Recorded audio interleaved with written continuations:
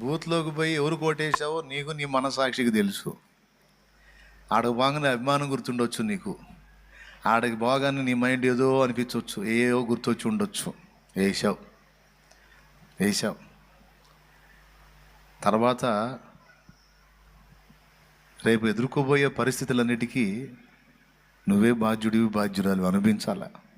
5 ఏళ్ల పాటు అనుభవించాలా, మంచి అయినా చెడైనా. సరే, ఏదో నా బుర్రకు దోచింది వేసాను తండ్రి, ఏది మంచో ఏది చెడో నీకు తెలిసిన ఆయన. ఆనాడు ప్రార్థించాను, ఈనాడు కూడా ప్రార్థిస్తున్నాను, మాకెవరి మీద లేదు నాయన. కానీ భూప్రభుత్వాల విషయంలో నువ్వు జోక్యం చేసుకుని, మా కోరిక ఒకటే ప్రభువా, నీ నామం మహింపరచబడాలి, మా దేశానికి నీ నామం ప్రచురించబడాలి, మా దేశానికి మా సమాజానికి నిన్ను గూర్చిన సువార్త సత్యం చెప్పే ఆ వెసులుబాటు మాకు కావాలి. గనుక దయచేసి ఇప్పుడు రాబోతున్న ఫలితాల విషయంలో నువ్వు జోక్యం చేసుకోమని అడుగుతాం. మీకు ముందే చెప్పాను, మీకు బాధలు, అక్కర్లు, ఇబ్బందులు, అప్పులు, తిప్పలు, సమస్యల గురించి దిగులు పడతారా? దేవుడు జోక్యం చేసుకుంటున్నాడని ధైర్యంగా ఉంటారా?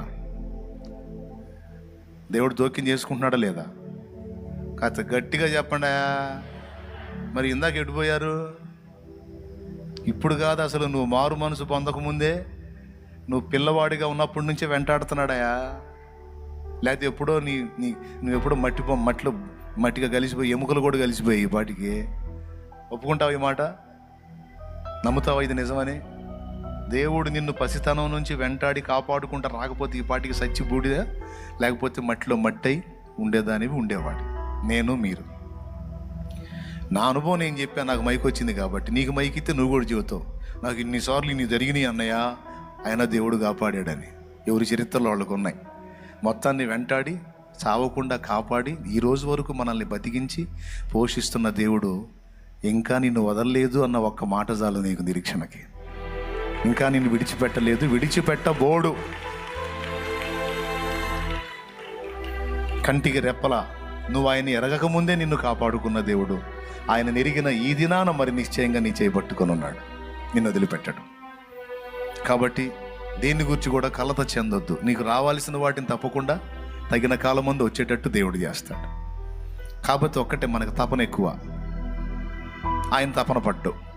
నింపాదిగా ఉంటాడు, చిద్విలాసంగా ఉంటాడు, నవ్వుతూ ఉంటాడు. మనకు ఆ సమయం ఆసన్నమైనప్పుడు అన్నీ వరుస క్రమంలో మనకు అందేటట్టు ఆయనే చేస్తాడు. నీ బాధలు పోవాలి, సమస్యలు పోవాలి, ఇరుకులు ఇబ్బందులు పోవాలి, అప్పులు తిప్పలు పోవాలి, కష్టాలు పోవాలి, కేసులు పోవాలి, ఈ శోధన పోవాలి, ఆశ ఉంటుంది నీకు. నీకంటే ఎక్కువ దేవుడికి కూడా ఉంది. నిన్ను స్వేచ్ఛగా ఉండేటట్టు చేయాలి, నీకు బరువు లేకుండా చేయాలి, నిన్ను ఫ్రీ బోర్డ్గా ఉంచాలని దేవుడికి కూడా ఆశ. ఫ్రీ బోర్డ్ అంటే తెలుసా మీకు? స్వేచ్ఛగా ఎగిరే పక్షిలాగా నిన్ను స్వాతంత్ర్యంగా వదలాలని దేవునికి కూడా ఆశ ఉంటుంది. కానీ ఏం చేద్దాం, కొన్నిసార్లు మన యాత్రలో కొంత వెయిట్ మనకు అవసరం. అక్కడక్కడ సన్న తీగ లాంటిది ఒకటి గట్టి ఒక పాప చేతిలో గడకట్ట పట్టుకొని నడుస్తూ ఉంటుంది, సర్కస్ చేస్తూ ఉంటుంది. చూశారు మీరు? ఎంతమంది చూశారు? ఇప్పుడు పిల్ల నడవటమే కష్టమైతే పిల్ల చేతికి ఒక పెద్ద పొడగాటి బరువు ఇచ్చి గడగట్టించి ఆ బుడ్డ దాన్ని నడవమంటాడు. అసలు పాపం బిడ్డ నడవటమే కష్టమైతే దాన్ని ఎట్లా మోసిద్దండి? కావాలంటే మీరు పోయి వాళ్ళని అడగండి, ఏమయ్యా పిల్లే కష్టమైతే నడవటం, మళ్ళీ ఆ పొడుగాటి గడకట్టిచ్చావు, ఎట్లా మోసిద్ది బిడ్డ? అప్పుడు ఆయన ఏం చేద్దాం తెలుసా? ఆ బిడ్డ కింద పడకుండా చక్కగా అడుగులు వేయటానికి ఆ గడకట్టే ఆ చిన్నదానికి ఆ బ్యాలెన్స్ ఇచ్చిద్ది. అందుకే కింద పడకుండా నడుస్తుంది. ఆ వెయిట్ లేకపోతే పాప కింద పడుతుంది. ఆ వెయిట్ ఉండటం వల్లనే అది తీగ మీద నడవగలుగుతుందని చెబుతాడు. సర్కస్ వాళ్ళని అడగండి కావాలంటే మీరు. ఖాళీ చేతులతో నడవడం చూసారా? ఎట్టి పరిస్థితుల్లో చేతులు అది ఉంటుంది. అలాగే అదిగా థ్యాంక్ యూ రా సకాలంలో వేసినందుకు.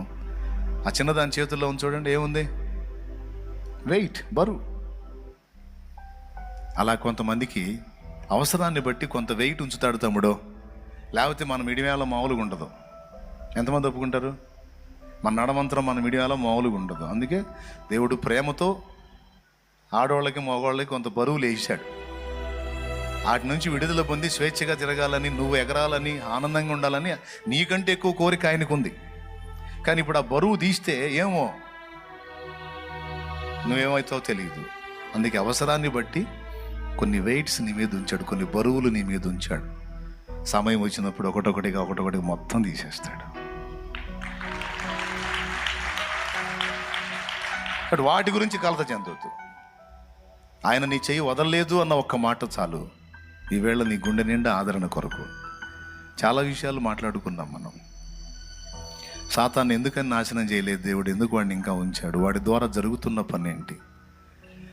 ఆదాం హవ్వలు తప్పు చేసినప్పుడు ఎందుకు నిర్మూలన చేయలేదు? వాళ్ళ విషయంలో దేవుడు జోక్యం ఏంటని ఆదికాండం నుంచి రకరకాల సంగతులు మనం ధ్యానించుకున్నాం.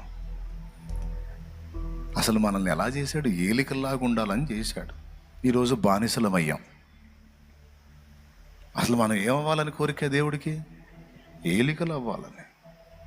కానీ ఏం చేద్దాం? బానిసలమయ్యాం. ఆ బానిసత్వం నుంచి బయటికి తీసుకొచ్చి మనందరినీ స్వేచ్ఛాపరులుగా, ఫ్రీ బర్డ్స్గా చేయాలనేది దేవుని ఆశ కూడా. జరిగిద్ది, అది కూడా జరిగిద్ది. కొంచెం ఓపిక పట్టండి. ఇక ఇంత కొద్ది కాలమే రాకడ దగ్గరికి వస్తుంది. గూవవలే నేనెగిరి నిన్ను చేరనా, నీ కౌగిట నేను దిగి హర్షించనా. గూవవలే నేనెగిరి నిన్ను చేరనా, నీ కౌగిట నేను దిగి హర్షించనా. ఈ కోరిక నాలో తీరునా, రాకడలోనే తీరును. ఈ కోరిక నాలో తీరునా, రాకడలోనే తీరును. యేసయ్యా నీ కృపా నన్ను అమరత్వానికే అర్హునిగా మార్చెను. యేసయ్యా నీ కృపా. ఆమేన్, ఆమేన్. టైం అయిపోయింది అందుకని ఇప్పుడు పైకి లేచి నిలబడండి అమ్మా. పైకి లేచి నిలబడండి.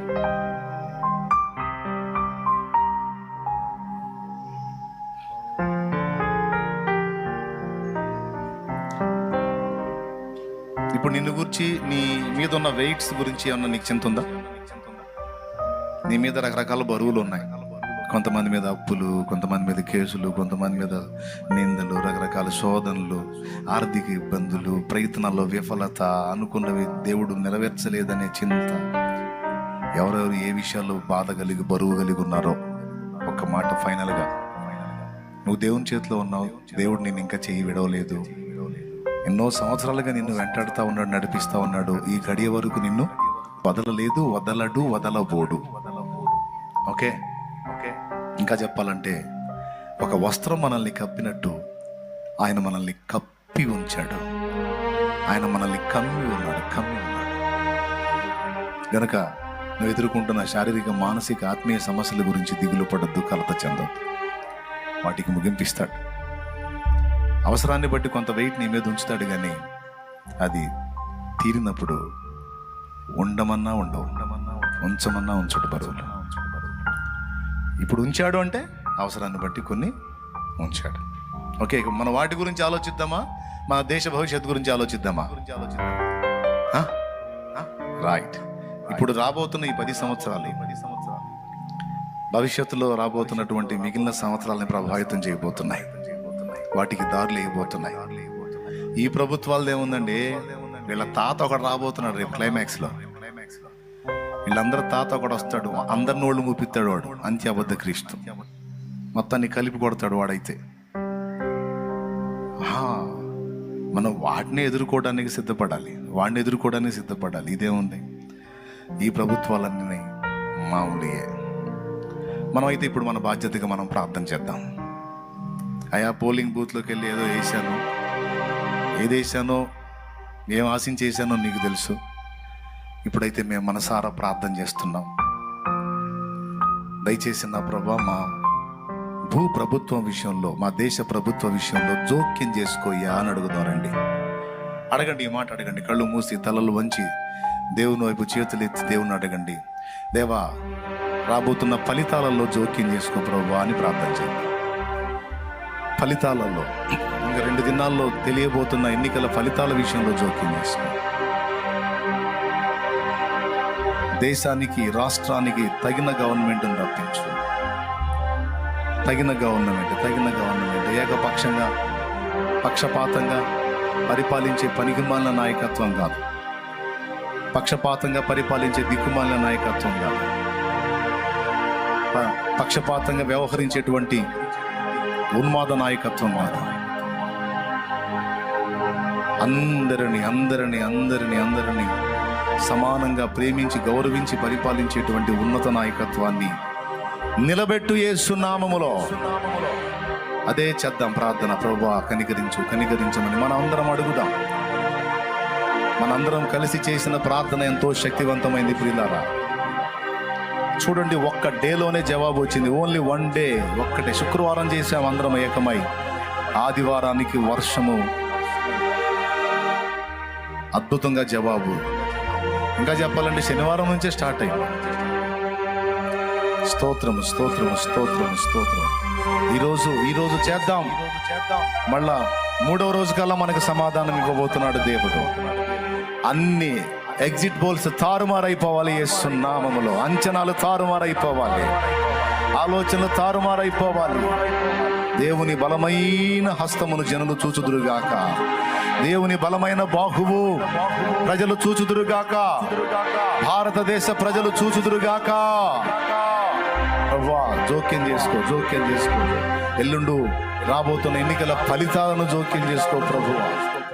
అయ్యా, సమంజసంగా, సామరస్యంగా అందరినీ కలిపి పరిపాలించేటువంటి నీతిమంతులను నిలవబెట్టు. తెలిసి తెలియక మేమేదో ఆలోచించి ఆశించి అడుగులేసి ఉండొచ్చు. మమ్మల్ని క్షమించి దయచేసి నా ప్రభువా, మాకు తెలియదు. మాకు కీడు కలిగించే వాళ్ళని ఎన్నుకుంటామేమో, మాకు నష్టం కలిగించే వాళ్ళని ఎన్నుకుంటామేమో. ఎవరు నిలబడితే నీ సంఘానికి క్షేమమో, ఎవరు నిలబడితే నీ ప్రజలకు భద్రతో, ఎవరు నిలబడితే నీ ప్రజలకు మేలు కలుగుతుందో, నీ వార్తకు ప్రయోజనం కలుగుతుందో వారిని నిలబెట్టు. దేవా, కనికరించు. మేము సంతోషించాలి, మా హృదయాలు ఆనందించాలి, మేము నిన్ను మహిమపరుచుకోవాలి ప్రభువా, కృతజ్ఞతలు చెప్పుకోవాలి. నీ గొప్ప కార్యములు జరిగించు. నా దేశం కోసం ఈరోజు ప్రత్యేకంగా మేము చేతులు ఎత్తుతున్నాం. దేవా, ఇండియాను దర్శించు. భారతావనిని దర్శించు. అన్ని రాష్ట్రాల్లో ఎన్నికలైన వాటి ఫలితాలు మళ్ళా ఇతరులకు ప్రాణ సంకటంగా మారకూడదు. అవాంఛనీయ సంఘటనలు జరగకూడదు, దుశ్చర్యలు జరగకూడదు, రివెంజ్లు జరగకూడదు, రివెంజ్లు తీర్చుకోవడం జరగకూడదు, ఒకడికొకడు కీడు తలపెట్టుకోవడం జరగకూడదు. ఎస్తేరు గ్రంథంలో రాజాజ్ఞనే తారుమారు చేసిన దేవుడు అయ్యా నువ్వు. భూమి మీద ఉన్నటువంటి మనుషులందరిలో నీ అధికారం ఉంది ప్రభువా. నీవు ఎల్లప్పుడూ సర్వాధికారివే. నీ పాదాలు పట్టుకొని ప్రార్థన నజరేయుడగు యేసు నామములో అడిగి నీవు అద్భుతమైన జవాబు ఇచ్చావని కృతజ్ఞతలు చెల్లించి నిన్ను మయంపరుచుకుంటున్నాం తండ్రి. నీ బిడ్డలు ఎవరు ఏ శ్రమలో, శోధనలో, బాధలో, వేదనలో ఉన్నారో, మా మంచి కోరే దేవుడు, మనసున్న దేవుడు, మా మీదికి రావాల్సిన ఉపద్రవాన్ని నీ ప్రియ కుమారుని మీదికి రప్పించి మమ్మల్ని విడిపించిన దేవుడు, నీ ప్రియ కుమారుని మాకు ఇయ్య వెనుతి అని నీవు ఆయనతో పాటు సమస్తమును ఇచ్చువాడవై ఉన్నావని ఎరిగి నిన్ను మయంపరుచుకుంటున్నాం. మా బిడ్డల యొక్క స్థితిగతులు సరిదిద్దండి, వ్యాధి బాధలు స్వస్థపరచండి, కలతలు కన్నీళ్లు తొలగించండి, ఆర్థిక ఇబ్బందులు అప్పుల బాధలు తొలగించండి, సమృద్ధినియండి. కుటుంబంలోనైనా వ్యక్తులని కోల్పోయిన వారికి ఆదరణ, ఓదార్పు, నెమ్మది, ధైర్యం దయచేయండి. వారి విశ్వాసాన్ని విడిచిపెట్టకుండా నీ తట్టు త్రిప్పబట్టడానికి సహాయం చేయండి. చిన్నలు, పెద్దలు, వృద్ధులు, స్త్రీలు, పురుషులు, యవనులు నాయన చదువులకు నాయన సిద్ధమవుతున్నటువంటి బిడ్డలకు తోడై ఉండండి. ఉద్యోగ ప్రయత్నం వారి సఫలత దయచేయండి. భూమి మీద ఉన్నంత వరకు బతకాలిగయ్యా. బిడ్డలకు ఏది కొదువు లేకుండా సర్వ సమృద్ధినియండి. వారు ఆశించినవి యేసు నామములో వారు నీ చిత్త ప్రకారం పొందుదురుగాక. కనికరించిన బిడ్డలందరినీ చేతికి అప్పగిస్తూ రక్షణ నిర్లక్ష్యం చేసే వారిని త్వరగా రక్షణలోకి నడిపించి వారిని ఆశీర్వదించండి. విశ్వాసంతో విడుదల తెచ్చిన నూనె నీ శక్తితో నింపి అది రాసి ప్రార్థించినప్పుడు స్వస్థత చేకూర్చండి. మీ దయగల చేతికి చిన్నల్ని, పెద్దల్ని, వృద్ధుల్ని, స్త్రీలని, పురుషుల్ని, యవ్వనుల్ని, బిడ్డలందరినీ అప్పగిస్తూ యేసు నామములో ప్రార్థిస్తున్నాం తండ్రి. మన తండ్రి అయిన దేవుని ప్రేమ, ఆయన ప్రియ కుమారుడు మనందరి ప్రాణప్రియుడైన యేసయ్య శాశ్వత నిత్య కృప, పరిశుద్ధాత్మతోడి మనోహర దివ్య సహవాసం, సమాధానం సమకూడిన మనకు సకల పరిశుద్ధులకు సార్వత్రిక సంఘమంతటికి నీ సదాతోడై మనందరూ నిత్యత్వంలో చేరు పర్యంతం మనల్ని నడిపించును గాక. ఆమేన్. మన దేశమును నా తండ్రి చల్లబరుచును గాక.